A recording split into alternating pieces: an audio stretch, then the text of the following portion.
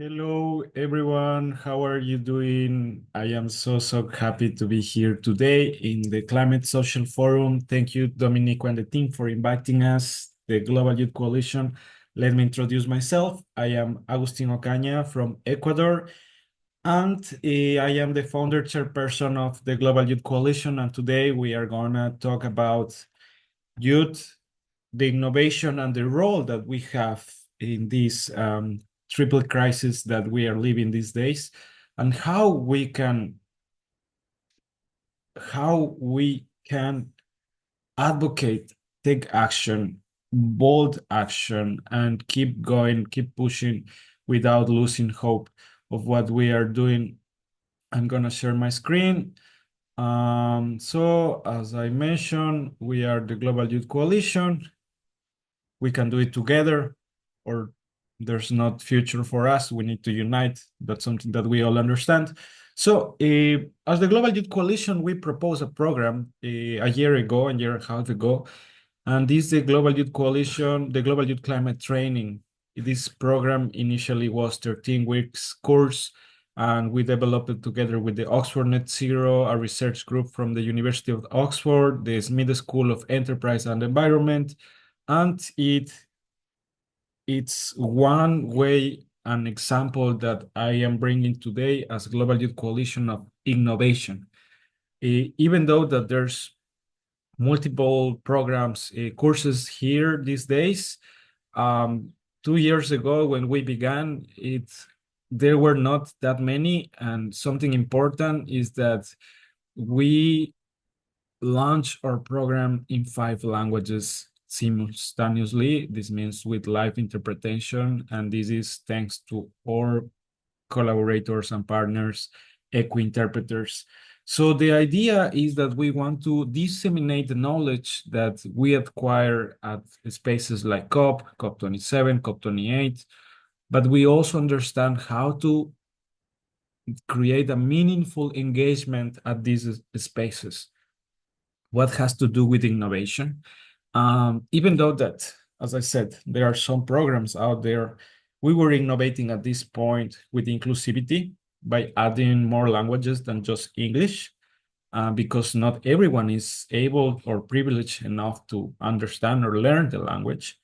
The second part is that after attending COP27, where GYC began, we recognized that there was a problem. And that's also a way of innovating, recognizing that there's something that needs to be done, and then you take action from that point, right?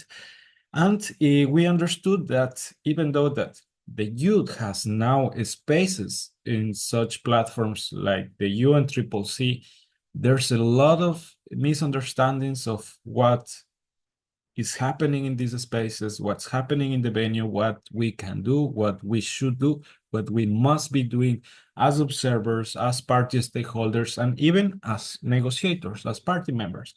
So in this program, we focus, as I said, in capacity building for UNCCC topics, but also building common positions, and finally promoting open source youth-led climate action. And it went pretty well, actually. Like we had all these topics that now you can find them on YouTube, and that's also a way of innovating. We were uploading, and we are uploading all our programs in the YouTube Smith School channel.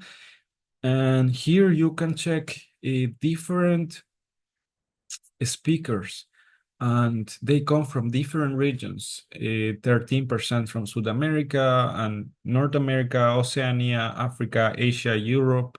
We try to bring different mentors, speakers, people with experience to share their knowledge of what we can do, what we should do, and how we should do it. We can do it. And for our first program, this is the heat map of the training applicant distribution. Something that we can recognize from this map is that almost every continent, there's at least a dot. And we were also present in multiple islands around the globe. And so we had 10,000 applicants, 64% of them identified as most affected people and areas, 68% had been affected or impacted by climate change, and more than 6,000 youth-led projects were submitted through the application. The first session results, just as an example, at that point, we have 5,000 viewers in less than a day. Now the first session has approximately 15,000 views. We had 1,500 live viewers in Zoom plus YouTube.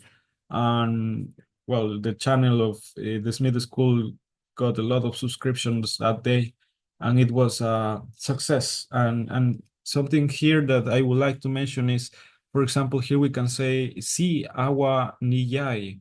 She was a performer, because we also wanted to not just train people, but also make it a bit more entertaining. So people really try to engage with the content, because it's really condensed knowledge, and sometimes it's really heavy to be two straight ahead in the computer, and not being able to have a pause, and then also like to breathe or to recognize. In this case, Agua was doing nice, beautiful poetry around nature and climate change. So as you can see, there is a bit warm where I'm located right now. And this is the initial team that we were working on. And I just want to share this with you briefly, because later on, if we can see what we did later on is that, well, after the program that we launched together with the Oxford University, we start attending the venues with more confidence, with more knowledge, with more understanding of how we can create a deeper impact. Because raising our voices is great, demanding and taking actions like demonstrations is really important. But we as youth, as young professionals in the GYC, and I hope that some of you resonate with what I'm saying, we need to start thinking deeper and strategically how we can create the impact that we are expecting to see, because the methods that we were pushing in before were not working up much, or the changes that we have achieved and succeed to bring as humanity are not enough. And every day that is passing by, the clock is ticking. Tick tock, tick tock. We need to do it better. And so it's just a short timeline. We began in COP27 as a coalition. We partnered with the University of Oxford. Then we had the first 10,000 applicants. We attended SB58, the sessions. Then people got the certificates of training. Then later on, we attend COP28. We launched a second program. We began with the avocado strategy. This is important.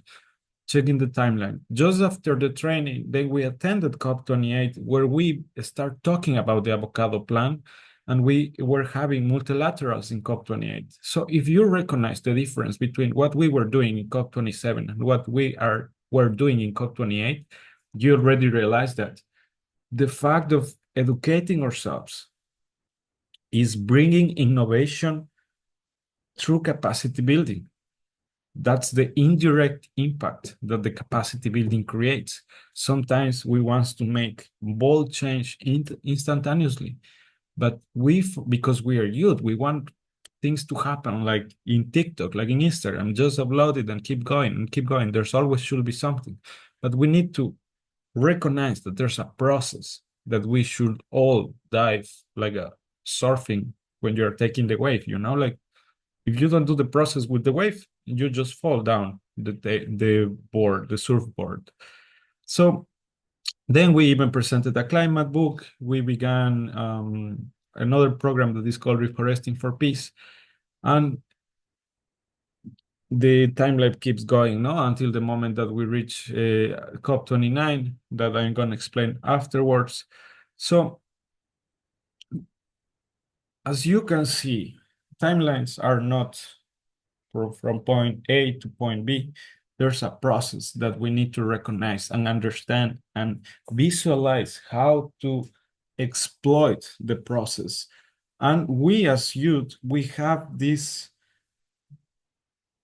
no, people has these expectations, these expectations for the youth that we will bring these crazy solutions, crazy for others to listen, but for us, it's like, we can do it because we understand some things that elders might not know or ignore because of the difference of realities that we are living every day. So, when we understood this and we saw that we need to keep always innovating, even between youth, because, okay, we create a capacity building program. How can we bring it even broader? How can we make it even more interesting for the youth? And on that behalf, well, again, let me share my screen. How does GYC works? We are a by-inspired solution. We are sustaining a legacy, and we are a gateway to climate action. Then we have intergenerational neurodiverse biosystem is how we work. A multilingual approach, as I shared. We had already invested in our programs 100,000 euros at this point when the document was created. We are promoting and enhancing cross-continental collaboration, and that's where I want to focus a bit now. So in one of our sessions of the program Reforesting for Peace, that is for storytelling and content creators, we got this comment from one of the mentors that for her, as a 37 years old woman from Hong Kong,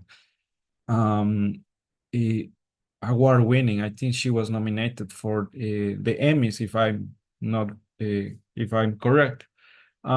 She was mentioning how interesting and new was for her to see the team of GYC, that was people from Egypt, people from Peru, Ecuador, Africa, Tanzania in specific, Italy, all working together toward a program. For most of us as youngsters, it's common to think globally. Like, I can call my friend in Tanzania right now, they can call their friend in Australia through the internet, but not for the general way of seeing reality is the same. Not everyone has this understanding that we can have cross-continental collaboration, and that's also something innovative that we can bring to the table by using the spaces correctly, creating the right networking, understanding that there's no barriers between us. We all drink water. If you don't drink water, maybe you are from Mars. But for those that we drink water and we are from planet Earth, there's no limitations for working together. And we reach 178 countries through our way of promoting the work we are doing, through the ways that we are doing the job. And this later on ends up bringing us into, we won the Vice Chancellor's Awards for Sustainability with the Global Youth Climate Training Program, and our potentials, how else we can innovate. And this is most stuff that people might already know, but you have to rely on social media, in your website, in your LinkedIn accounts, WhatsApp, in YouTube, in every platform that you think that you can create an impact through your programs. Do it. Take bold steps. Take the risk. It will begin with maybe one account, but now, well, at this point, we were reaching 21,681 accounts with our Instagram. These days, we are reaching 142,000 every 3 months. This means that we have doubled the number from the moment that we created this document. And so on, we have increased our impact. But how are we doing this? how we can always keep innovating. It's important to always keep innovating. What does this mean? Because this is also bringing us to the question, every day we have a new gadget, every day we create more, every day we have more garbage. So innovating not necessarily needs bring new gadgets to the table. Innovating is maybe making a small change into your program that will help you to make it more interesting.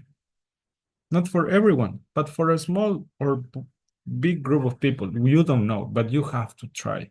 So some of our community testimonials, like Alexis McGivern, who is actually the co-director of the Global Youth Climate Training Program, and she has been really helpful and is a great example of how institutions and youth groups can collaborate and can create, co-create, co-lead.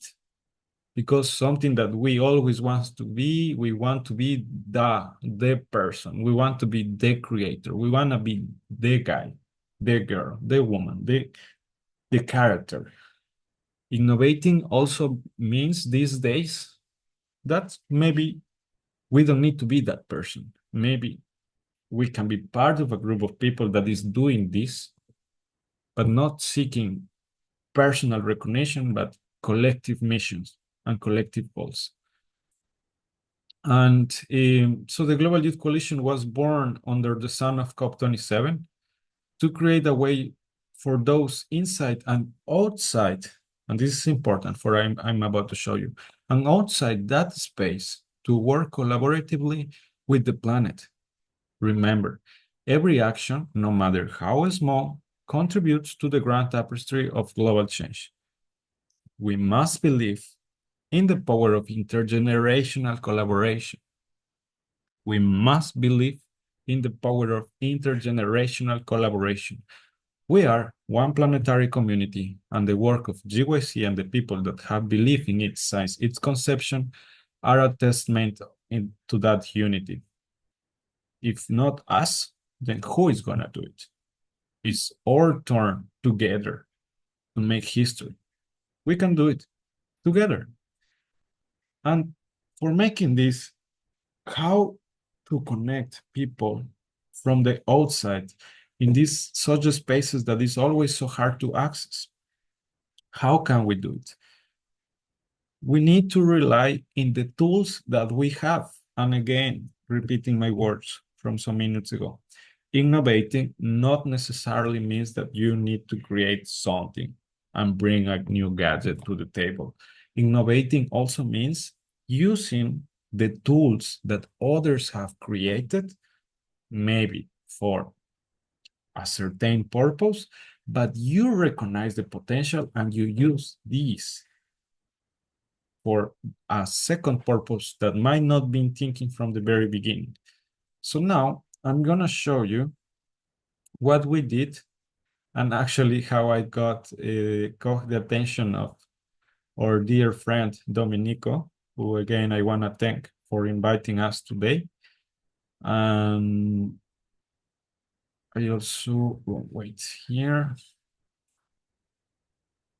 And it's gamification. After understanding the importance of, oh wait, I think this is not the video. Give me 1 second. I thought it's this one. Maybe let's see this. Meanwhile, I find the image so we don't get lost in time because we don't want to lose your time, guys. So here we can see the new distribution of the Global Youth Climate Training applicants. If we recognize from the first cohort, second cohort, we have expanded massively. We are increasing our numbers in the territories where we are present. In Africa, there's a lot of interest of how to take bold action, and they understood that by uniting themselves, they are more powerful. They understood that by training themselves, they are even more effective. And we see also here these areas that are being increasing. And this is a great example, an outcome of what you can get by using the different platforms that you can rely and by understanding the importance of sometimes taking risks that needs to be there. I am trying to show you a video. If you give me 1 second. It's funny because I thought I had it already there. But let me see if I can show you this. It's not just, young people attending as activists. That's very, very difficult. It's also barriers to young people on their country delegate. Yes, so I want to show you this. That is actually a screen record of the session we did here the other day and how we began, and we are actually using gamification to unite, to innovate, and therefore also to integrate new technologies and platforms that are out there without burning our lashes. Because something that a mistake that I was doing before for my purpose as the chairperson of GYC was to create everything by ourselves. We are the youth, we can do it, we need to do it ourselves, we need to be proud of ourselves, and we don't need anyone else. That's a mistake. We need to understand how to create more with others. And yeah, I can show you the video, but I am trying to find a specific video that I did for this, but I cannot find it. So we will just see the one that I have available here.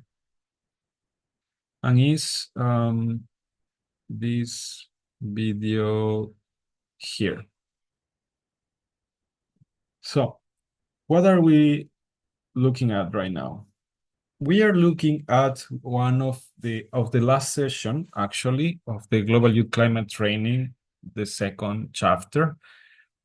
And we ask our partners to invest a small amount of money, but it's considerable, so we can use the GYC headquarters in this session that we were having, and this is happening in the metaverse. As you can see, each of these individuals are actually humans that are connected, and they are using the space in the metaverse.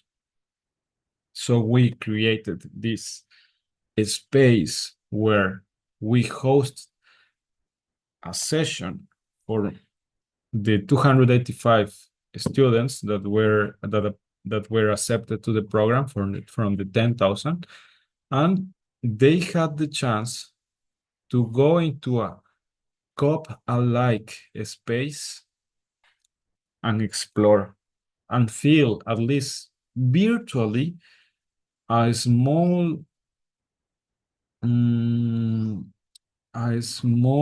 a brief example, or because I don't want to say that we brought the experience of COP into one. That would be wrong to say, but we tried to imitate, or to at least provocate them to understand how hard and complex it is also to navigate in these spaces. So sometimes innovation also means that we wanna have a reality check, because it's important that we keep hope, that we keep pushing that, yeah, you have to go to COP. What does it feel to be at COP? What's important of going to these venues? What will you find there? How will you activate there? What is your plan over there? Some of us, we are misleading this process, and the goal is just be at COP. That should not be the goal. We need to innovate by proposing more strategically plans. And I want actually, now I want to share the space itself. I want to see if I can do it. And it's our way of innovating because we want to promote new ways of understanding. And here we are in the GYC headquarters. And as you can see, it's a space in the metaverse that we created. And we even brought different, here we were launching the sessions. We were able to have a opening session with everyone here. We were having, oh, this is the same one. As you can see, I got lost. That's the idea, no? Like we were able to integrate some of our partners like climate incubators and also here some documents so people can read what's going on before COP. They can have topics of discussion. They can find ways of educating themselves more. Meanwhile, in other rooms, they were having meetings, they were having discussions. So we were able, and it's important, this was a design done with by Irene Dilfanti, Shange, Seruni, and myself. We were all working on this design and trying to make this space as friendly and interesting as possible. And I I lose a bit of oxygen because sometimes it's not even enough, no? Like we think that we are innovating, but sometimes it's not enough. It's not what we need to do. Sometimes people is not interested in what you are doing. And that's also part, well, I'm mentioning this because this is also part of the process of innovating.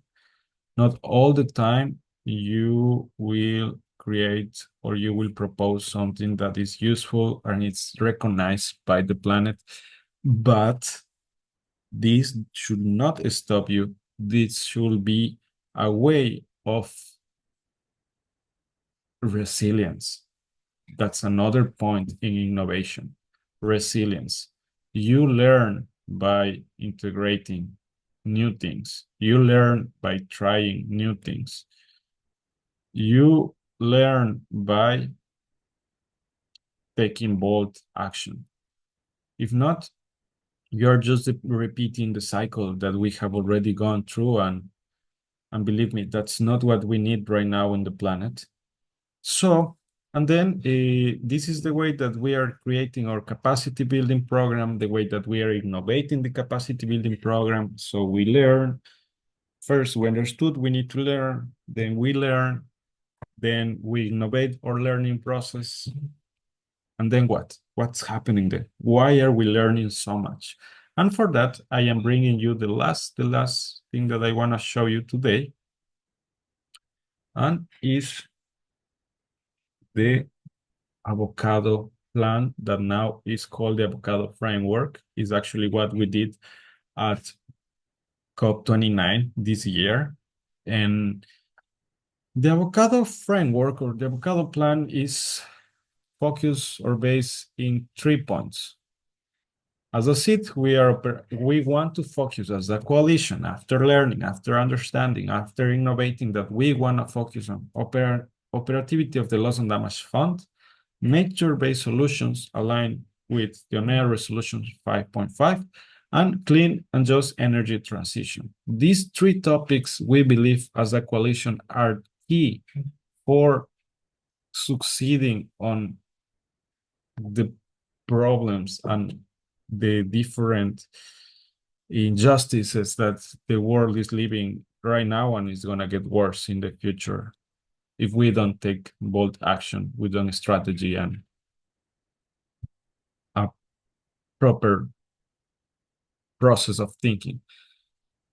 This is not the only way that we can act, but we believe that in these 3 points, it will be easier for the planet to agree. Meanwhile, we can keep going in the rest of the process, but this is what we need to help those that are in disadvantage because of the climate disasters, to start recognizing the power of nature as a solution, and the understanding the fact that for the future we want to live, we need clean, just energy transition.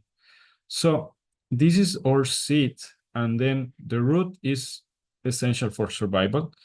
And important is that youth involved needs to be brought in this plan, in this strategy, because we have a fast thinking. We are good at innovating.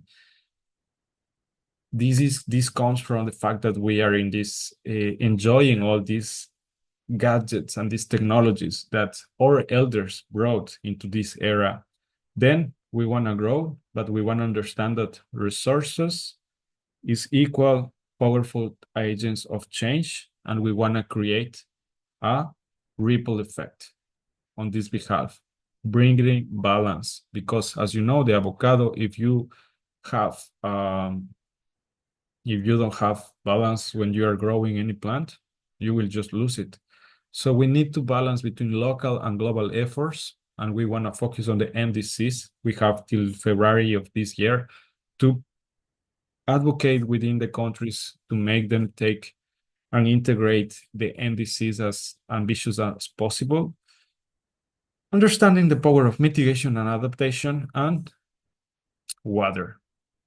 We need energy transitions and an holistic approach, and observing and accepting we are not efficient in all the processes that we are taking. Sorry for my English. I am not an English speaker. It's my second language.